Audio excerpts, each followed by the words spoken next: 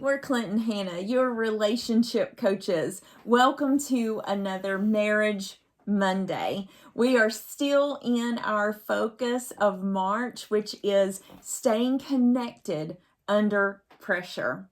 And today's topic is stress changes how we show up in marriage.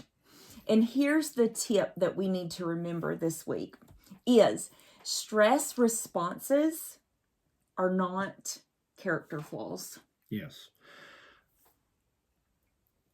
Science has shown that, of course, there's a lot of things that it shows about the brain, but some basic information is that when we are operating from emotion, we're coming from the primitive part of our brain way down here.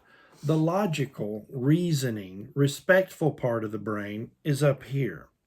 But what science shows is that when we are under stress, and let's be serious, there's no way you're going to live a stress-free life. There's no way that you're never going to experience emotions. There's no way to escape it.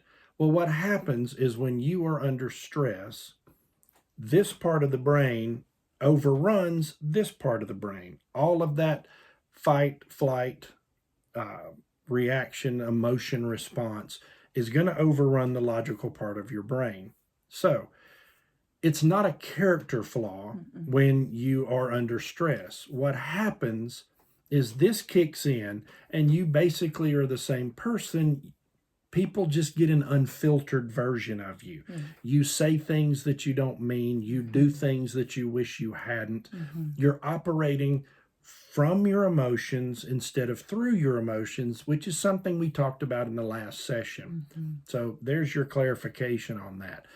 The key is to be self-aware enough to try to time your discussion with someone else in such a way that you're not caught up in the emotional stress. If you're having a difficult discussion and you feel the stress start to rise, have enough sense to kind of tap the brakes. You guys take a break or take a breath. See what you can do to de-escalate the emotions in yourself or in one another so that you can continue to operate from this logical, respectful part of the brain rather than coming in from the emotions. Can't escape emotions. You can't escape stress. You want to pay attention to emotions. They're good, but we can't operate from them. We have to have that self-awareness and self-control to wait until we come down out of the emotional state before we communicate. Yes, and I think it's important for us to remember that sometimes this is a process. So we're not going to gain new coping patterns right away. And under pressure and under stress, it's going to be really easy for us to revert right back into that old way. And we have to remember that still is not a character flaw of our spouse, but awareness, self-awareness on both parts really reduces the escalation of conflict and heated conversations.